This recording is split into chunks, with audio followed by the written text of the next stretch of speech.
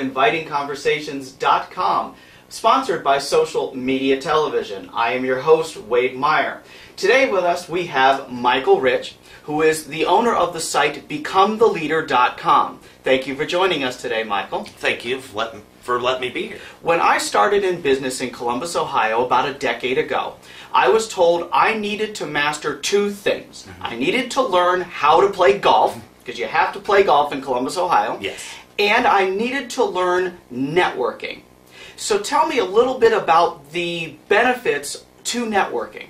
Well, I think we're both still working on the golf game, Right. so that's really good. Yes. The benefits to networking are building strategic relationships with other business owners and professionals by getting out, going to networking events, going around town to different charity events even. You're meeting folks and building those relationships. I have heard that there are networking things that are called closed networking and some that are called open networking. Please tell me what the difference is. Closed networking, I defined as a group like BNI, AM Spirit, or Gold Star referral clubs. Those are closed networking. You have to pay a fee to become a member. Open networking is a group that gets together usually once a month. It's usually free to attend, and there can be many, many different people from the same industry represented there. So in a closed networking group, you would have, say, one financial planner, one real estate person, one banker, whereas in open networking, you might encounter 12 financial planners at the same event. Am I correct? Absolutely, yes. Closed networking clubs normally only have one industry represented in each club.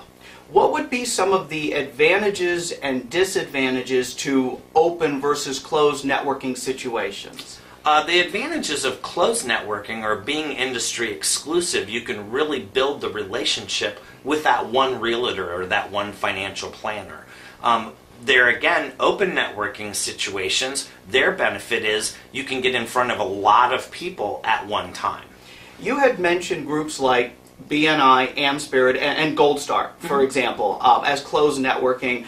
In a city like Columbus or Cleveland, Indianapolis, will you find only one BNI? Will you find only one Gold Star? Or do you have several chapters within one particular area? In a city like Columbus, I know AM Spirit, BNI have multiple chapters. Gold Star has 14 chapters in Central Ohio. And they are in surrounding towns and downtown pretty much. How far out would you say they would go? Currently, we have chapters from downtown Columbus all the way to Delaware.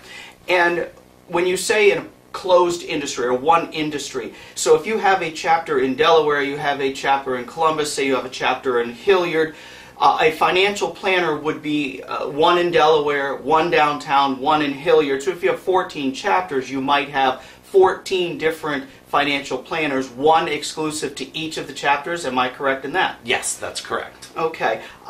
One of the other questions that I have is on the cost.